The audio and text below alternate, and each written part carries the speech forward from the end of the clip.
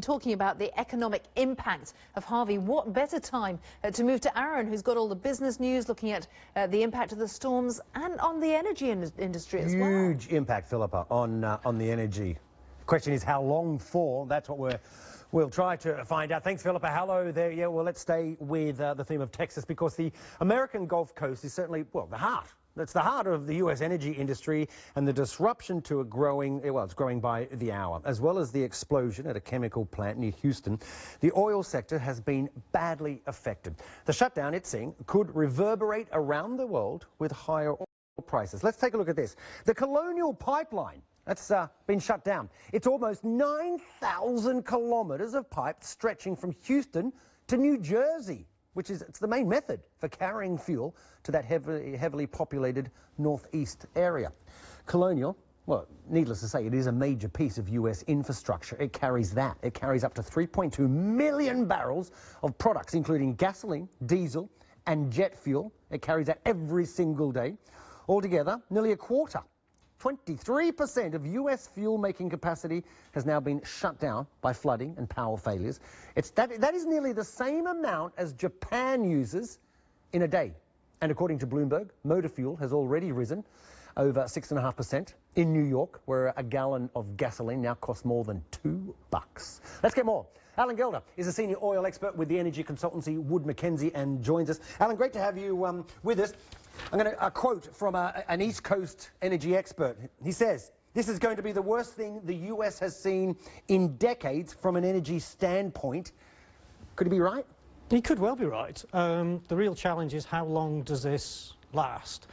With 24% of capacity out, that's a significant loss of productive volume. Concern we have at the moment is Colonial Pipeline outage.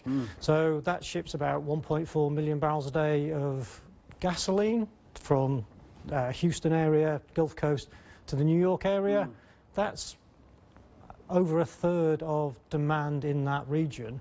The volume from that pipeline is more than Europe exports. If that pipeline is out for a sustained period, the region will struggle to get supplies. Well, what about when we talk here, we talk about U.S. inventories? Basically, for the uninitiated, what we're talking about is the Americans stockpiling, right? Keeping stuff in storage.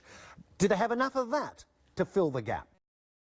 Again, depends how long it lasts. So there's differences between crude oil inventories and inventories of finished products. Yeah, we're not talking, there's not so much concern, let me just speak about the black stuff, the oil. It's what the black stuff makes, right? Yes. That's what we're talking about. And that's where we've got the refineries out, and we've got this decoupling, disconnecting the connection between the refining centre, which is the Gulf Coast, and a consumption centre, which is the East Coast. So we look at it, the EIA reports stock information, looks like they've got 20 days worth of stock. Of finished products, of jet fuel, That's not necessarily all available or available in the right place. So it depends how long this pipeline outage remains. And you've got to get wherever that stuff is stored. You've got to be able to get it to, let's say, the East Coast, right? It will be on, but that's storage on the East Coast. So it's storage in the end user market. So the real volumes there. Is it around where the demand centres will be? How can it get resupplied? If we look at typically, the amount of inventory varies between 15 to 20 days. So if they've got 5 days they can readily draw upon. After that, it gets more difficult. We need Europe and the rest of the world to supply more gasoline. We think that's quite difficult the longer it lasts. So we'll see gasoline prices rising at the refinery. Could we actually see, you know, petrol stations, gasoline stations shutting up, or long lines, queues, flight delays, or flight problems with airlines because of? Possibly. Again, depends how long it lasts, because the US East Coast is a big importer of jet fuel for planes, again from the Gulf Coast. If that's not there, that's likely to need to come from the Middle East and Asia. Right? Yeah. Alan, I do have to wrap it up, but could what's happening in the US have an impact on petrol prices for other parts of the world? It will have it. The quote was a 6% increase in petrol prices in the US. It'll be a lower percentage here because of the high tax, but it does mean longer it lasts, the stronger gasoline prices will be here. Wow. Okay, Alan Gelder, always a pleasure. Thanks very much for your input there.